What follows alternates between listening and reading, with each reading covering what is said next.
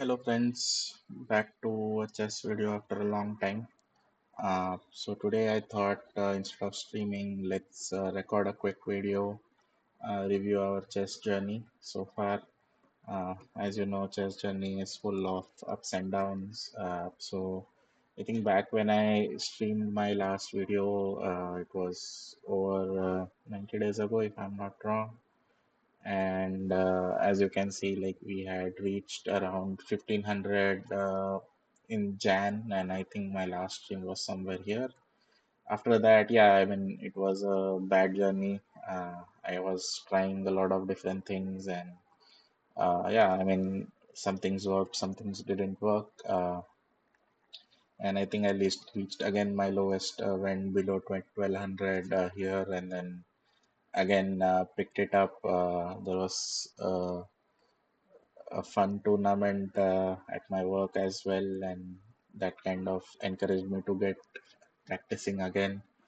And yeah, I mean, I also played over the board tournament. That was my first over the tournament. I did decent. I scored 4.5 out of 9. Not a bad score. It was a FIDE rated tournament as well.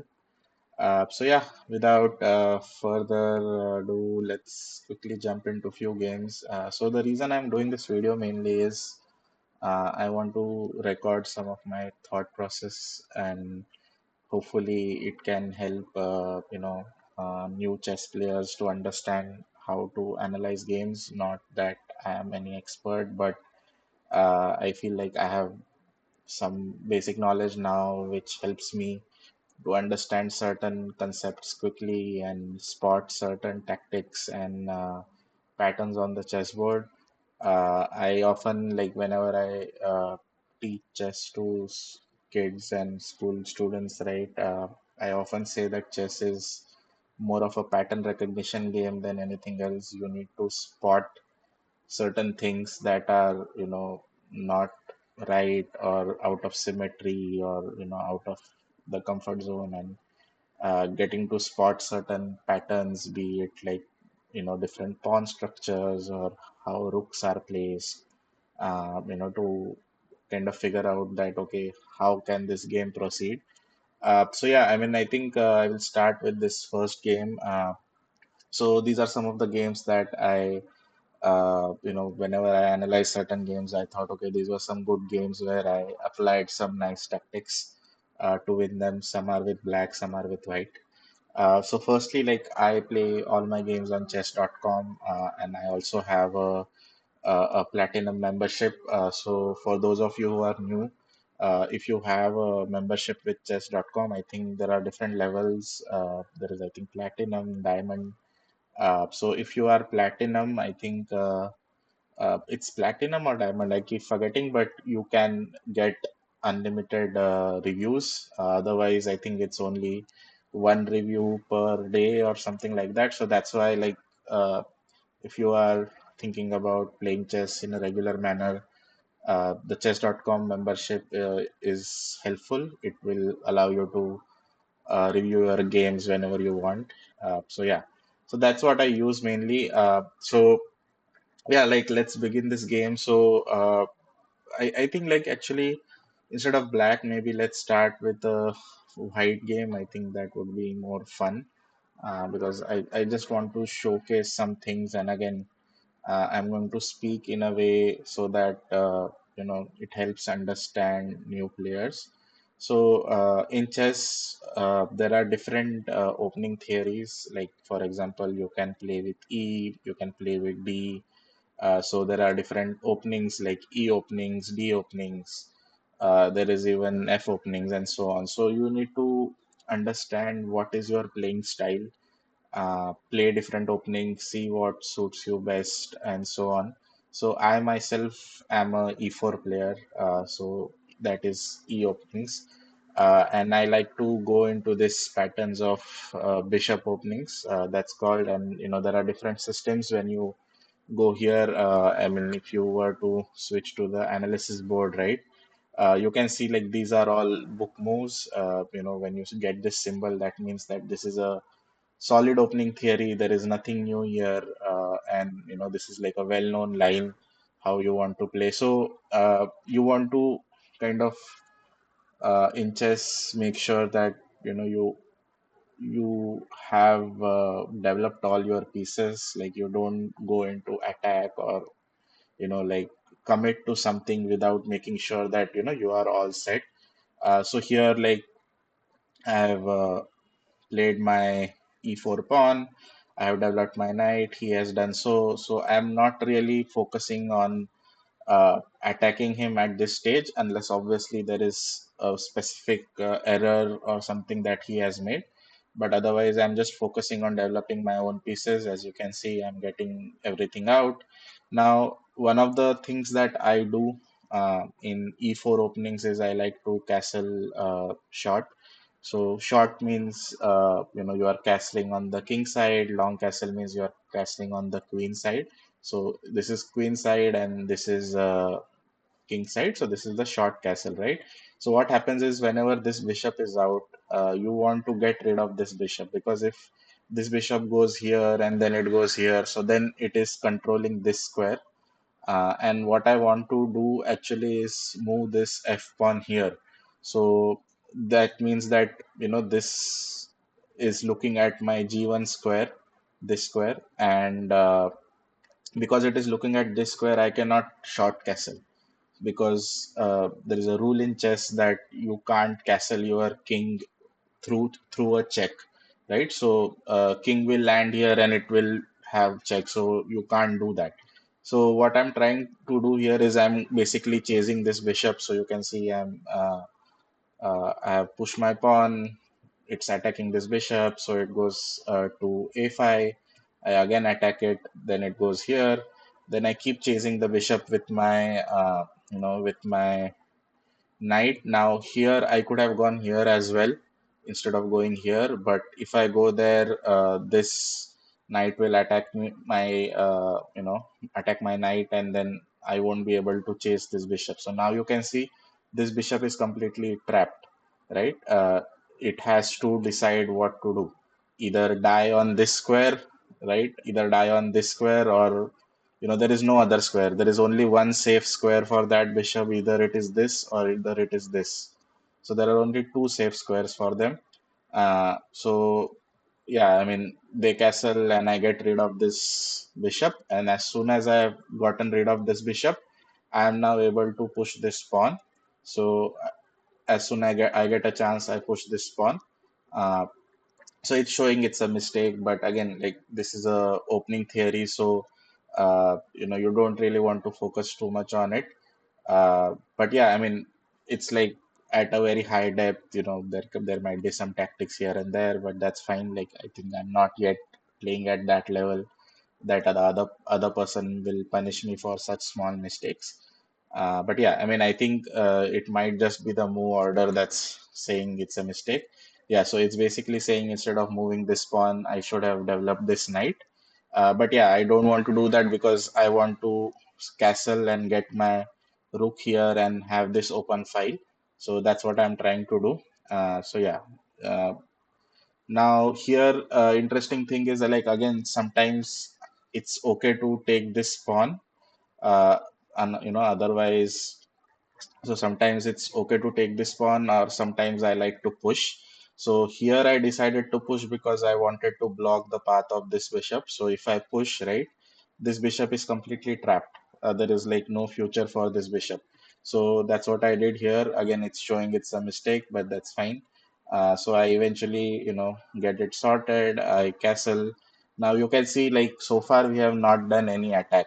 We have just focused on developing our pieces, and just because our pieces are better placed, right? Like, you can see this bishop is trapped, this knight is sitting in the corner. The moment it comes here, I'm ready to attack with my knight and with my bishop. And yeah, I mean, my this white bishop has a nice open diagonal to attack. Eventually, this bishop can also come here and attack, right? My rook has nice open file. My queen is going here. So that's what you want to do. Like, you want to get to into a position out of the opening, right? So opening, you can consider like maybe like the first 12 or 10 moves. After that, like your opening game should be over. You should be developed with all the pieces and ready to attack. And we have just done that. We have not attacked anything or created any grand plans so far. And you can see that already we are plus 1.5. So we have a good advantage out of the opening.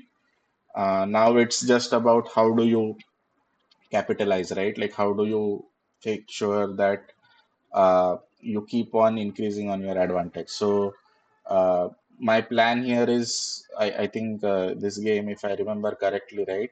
Yeah, my plan here was basically to, because he, yeah, so now I remember. So because he moved his king queen here, or what I wanted to do was, like I said earlier, right? I wanted to get this bishop on this long diagonal, sorry, on this diagonal so that I can attack the queen. And he placed the queen here, so I just wanted to maneuver my bishop from here to here. So I put it here, then yeah, this. So now you can see like the queen is completely, the queen is actually trapped. It can't go anywhere, right? Like so, we have successfully trapped one of his, not one of his actually. It's the most valuable piece. So we have trapped his queen. So he can't do anything now, right? So we win the queen, and we are already like now winning. Once you win the queen of the player, there should be no reason why you should not win that game. So we will just, after this point, we are just going to focus on just liquidation, which means like exchanging all the pieces. So yeah, we just like so here we are attacking both the pieces at the same time. Uh, yeah, so we win. So here, another important concept in chess is to calculate. So here you can see like it this knight is basically giving us a discovered attack.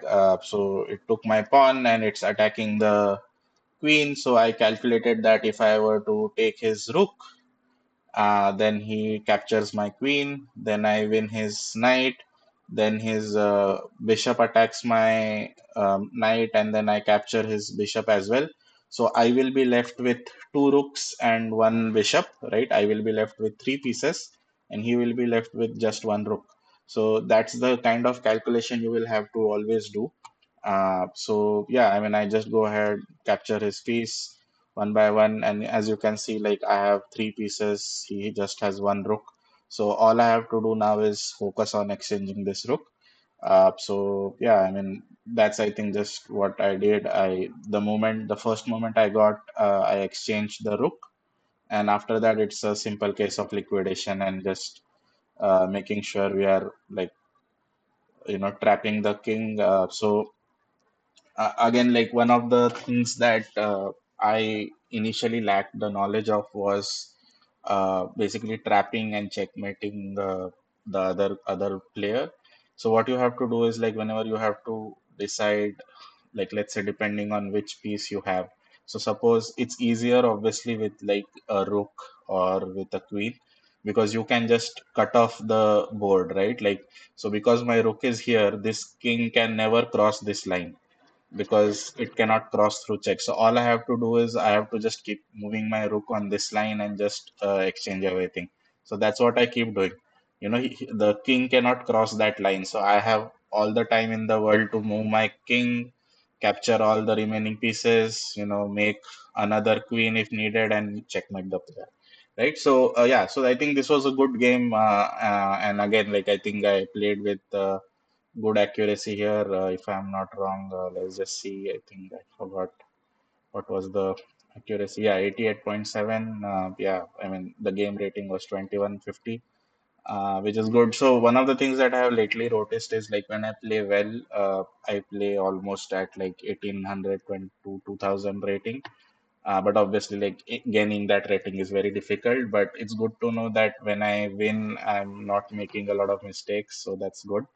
Uh, Now let's do one black game. So probably this game, I think we can check. So yeah, this is another. So when I play with black, again similar to how you have opening theories with white, there are different opening theories with black as well. So, for example, there is something called as a Sicilian defense. There is something called as King's Indian, where you move your bishop here, move this pawn, and then yeah. I mean, King's Indian defense, modern defense. There is the London system, reverse London, whatnot.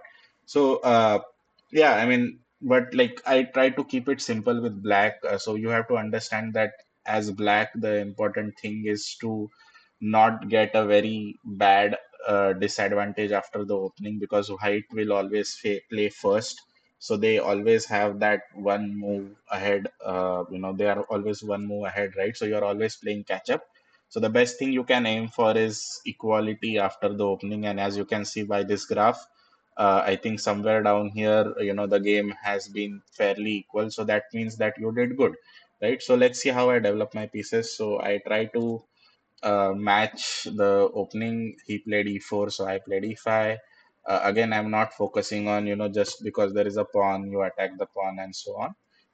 I'm just, sorry, just because there is a pawn, you capture that pawn. There are various gambits in chess. So you again need to know some of these gambits, at least some of the popular ones. But yeah, like I said in the earlier analysis as well, I try to keep it simple out of the opening. No major risks being taken. So yeah, I just like, this is a opening theory as well, because you can see there is on this book icon coming, which means this is solid opening theory. Nothing special happening so far. I'm just again focusing on developing my pieces. He's attacking my queen, so I need to block him. So again, it's showing that you could have blocked with the knight, but I don't want to do it because I wanted to develop the knight like this, and eventually move this knight here and then move this knight here. So that's what I wanted to do. So as you can see, this was a blunder by me. I think I played very quickly. I played this move within a second without really realizing that my bishop is attacked. But yeah, so you can see, like, right out of the opening, I think what this is the eighth move, and we are already a piece down. He is already a bishop up. But yeah, I mean, still, I think we did well because we won this game. So let's see what we did good. So yeah, I mean, I'm just like again focusing on not making any more mistakes out of the opening. So now, like, all my pieces are fairly developed. Again, like, it's showing a big advantage, but this big advantage is just because I have lost a piece right out of the opening again. So as you can see in the graph, this entire game after this point, from my side, is basically to not make it easy for them to win.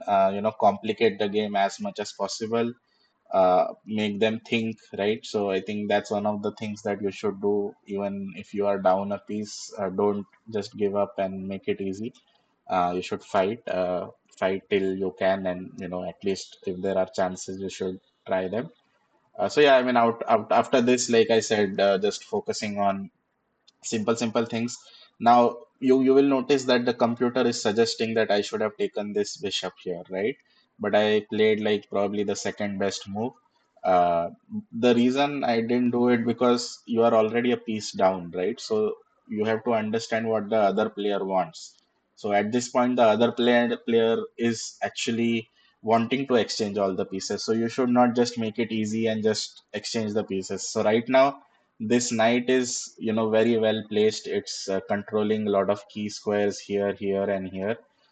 So I didn't want to exchange this knight. So even if, like, it might be the best move, but you have to understand that the other player also doesn't have a computer, so they also don't know how much of an advantage they have at any given point in time. So you have to utilize and like, take advantage of that fact that you are looking at this game as a analysis after the game.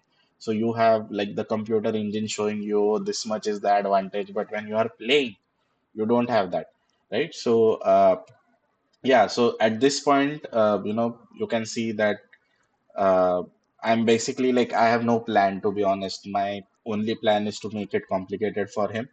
Yeah, I mean, my queen is attacked, so I move it here. It's showing I should have moved there. But anyways, like I said, I'm not really focusing on any complicated plans at this point. So here, what has happened now is interesting. Now I remember this game.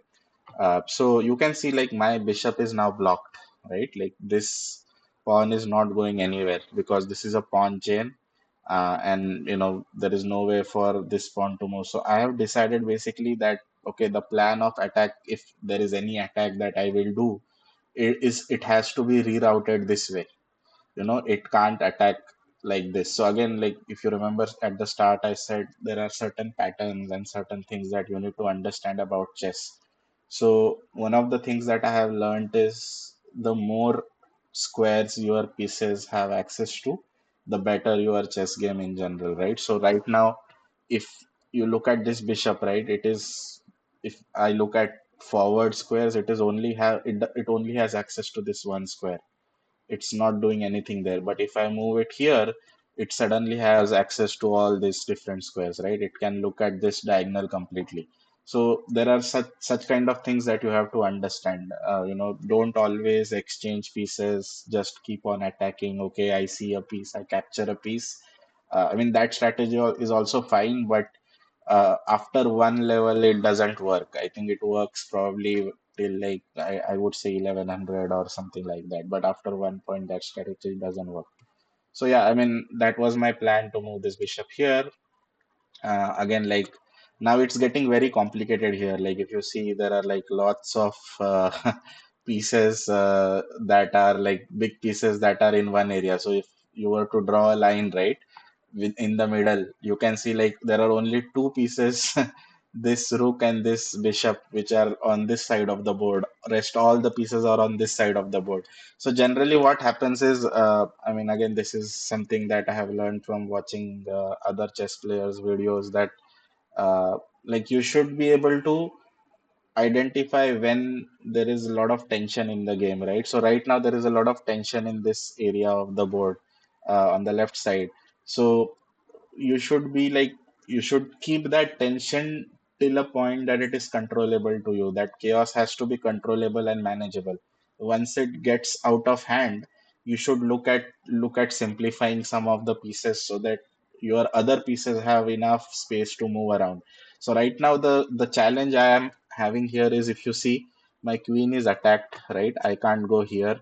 If I go here, what I was fearing was like I am basically like there are two knights, right? So there are a lot of forks involved. So if some piece, like let's say it lands here, right, it can okay, yeah. So if this knight lands here, it can fork like this. So these two squares are under attack.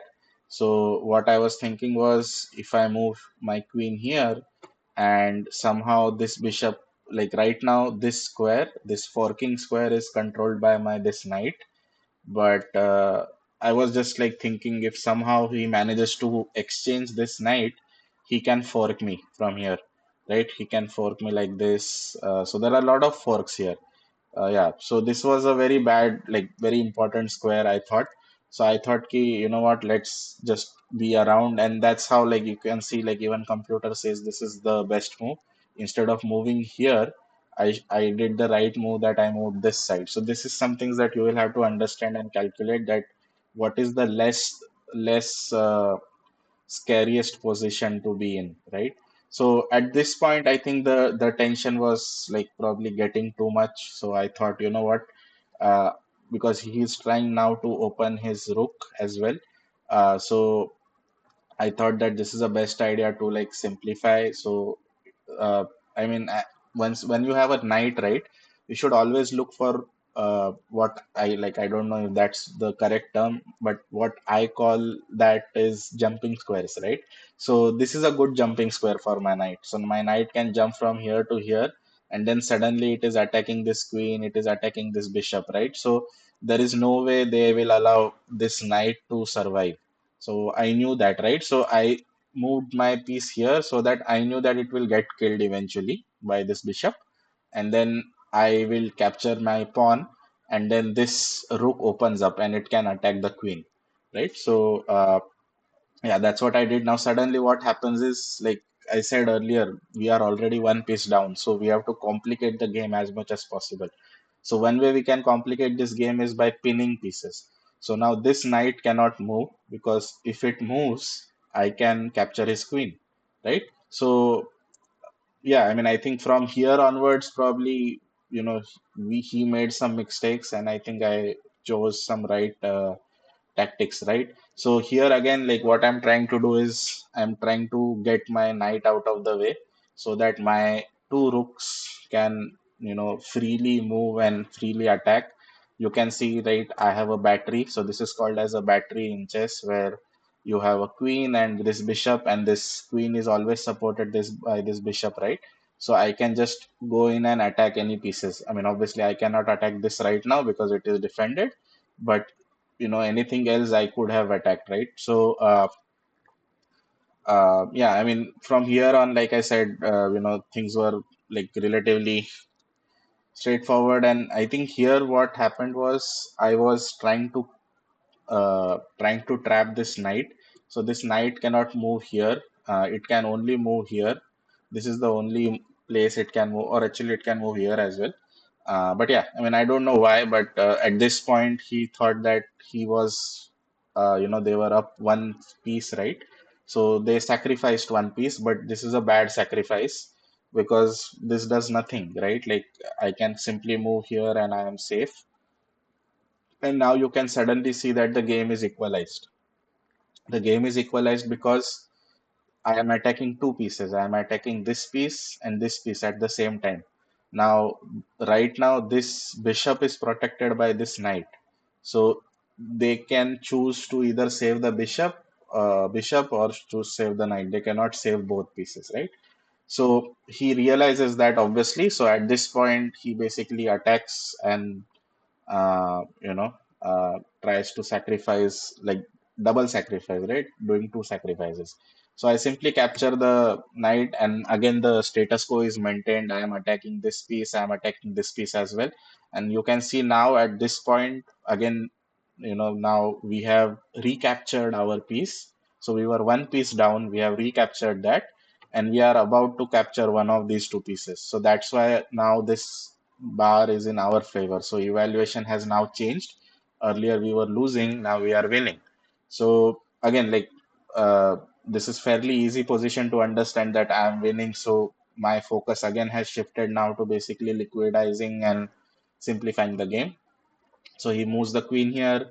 Again, like his plan is simple. He wants to, capture this piece, move this bishop out, and just, checkmate me. So yeah, I mean, I just move my queen here. So right now, again, like I'm attacking these two pieces. I'm defending my pawn. I'm defending this. And the moment this knight moves somewhere, right, like let's say it gives this check, I can even go and attack this rook at some point in time. So this was like a very multi-purpose move that I spotted. I mean, this is not the best move though. So what was the best move? Okay, so best move is that it's basically saying that I should execute that plan right now. Like the order should be that first, instead of moving my queen, I should give a check and then move my queen here. So I should, then that way I will be able to attack one, two, and three pieces at the same time. Anyways, that's fine. So yeah, I mean, after this point, it was fairly easy. Uh, so you can see like they tried to attack my queen, thinking that they will capture the rook or something. But yeah, I mean, at this point, it was like a very straightforward game. I I won their queen, and yeah, I mean, this is just conversion, and they resign. All right, I think this has been a big video so far. So we analyzed two games. Let me know what do you think. If there are any specific, analysis or tactics that you would like to learn. This is, I think, going to be probably my first YouTube video as well. So yeah, thank you so much for watching.